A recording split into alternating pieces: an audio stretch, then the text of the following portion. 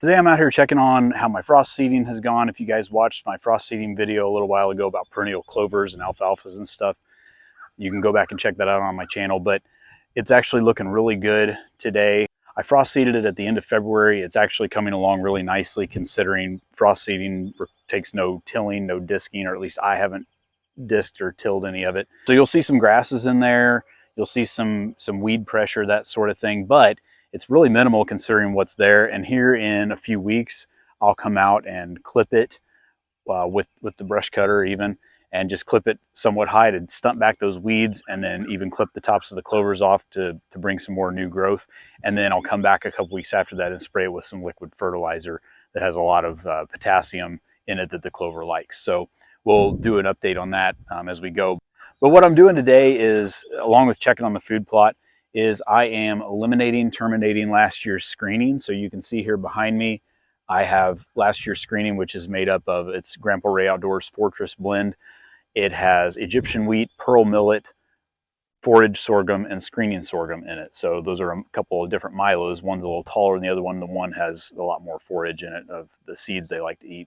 I'm eliminating it now because I need to let this stuff die down, which a lot of it already has, but I want to take it down with the brush cutter, get rid of all of it, and then in a couple weeks or at the beginning of June, I'm going to come back and just lightly disc the top of it to make a nice seed bed and plant next year's screening, which is going to be the exact same thing. And my hope in doing that at the beginning of June is that the temperatures in the air, the temperatures in the soil are going to be ideal for forages like that or screenings like that.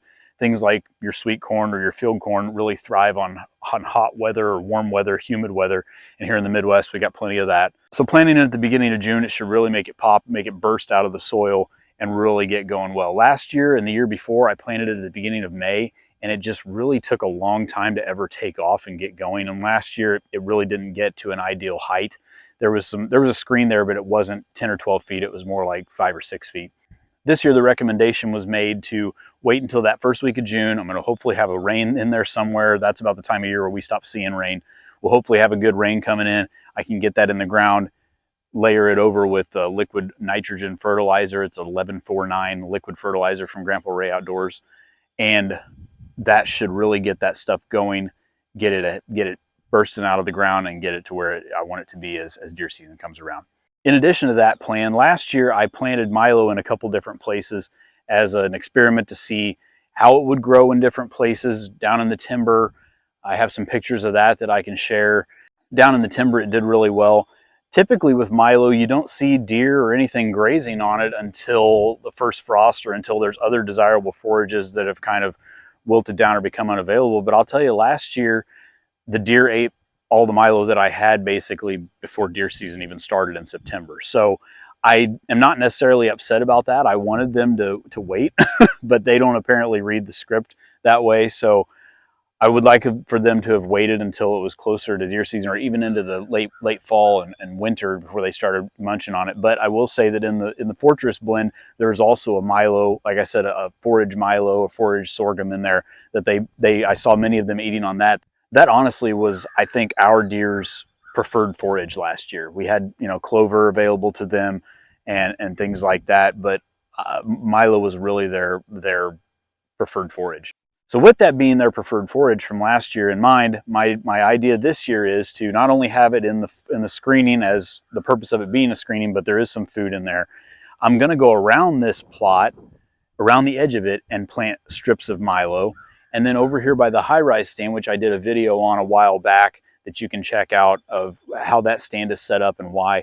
There's a little edge of the field there that is just at the edge of the hedgerow and where the bedding is over there. I'm going to put, I think, Milo in there. I saw some alfalfa in there today that I don't really want to terminate, but if I can get some Milo growing there, I may try that too. And then I'm also going to plant down here at the end of what we call the walkway. I'm going to plant a solid bunch of either Milo, or I might even have enough Fortress left over to plant down there too. And the reason for that being, and I need to do a review of that deer stand down there sometime. Last year and the year before, just in past years, I've had different times where the deer have started out here in this plot. They've made their way down to the walkway where it kind of narrows and funnels to that stand. And the issue is I don't have any cover between me and them when they enter that walkway.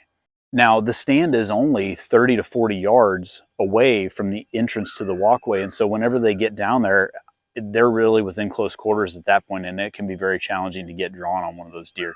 So my thought this year is to plant Milo, plant a fortress, possibly screening in there to where I can still see out here in this plot to see them coming. But when they enter, I can then get stood up, I can get my bow ready, I can get my bow drawn hopefully as they walk behind some screening or something like that and have a much better opportunity. I'd really like to see that happen because I'm the kind of person that likes to see a plan come together. So having thought A and seeing the result in result B is a really cool thing and a rewarding thing. And so if I could put that screening or that Milo down there and have deer make their way through it and be hidden from them while they're making their way to me, and be able to connect on one with my bow, that would be a really cool scenario, I think. So I'm gonna hop on the tractor, get this mowed down, get it grubbed down pretty good. I'll let you guys see what that looks like after I'm done. But the next time I'm out here, I'll go ahead and show you guys getting the fortress screening planted, getting it in there. This screening is about 10 to 12 yards wide, which is really ideal for standability because it's a lot thicker of material and crops in there, and they're gonna just stand a lot better for a long period of time. If you get a really good stand of screening, it can last for 6 months, possibly throughout the year. So it can be really helpful for hiding your entrance into your stands, funneling deer in the direction you want them to go. I've done a video on why screening can be important in your food plot too. You can go check out. I'll put it at the end of this video in the end screen. You can watch if you want.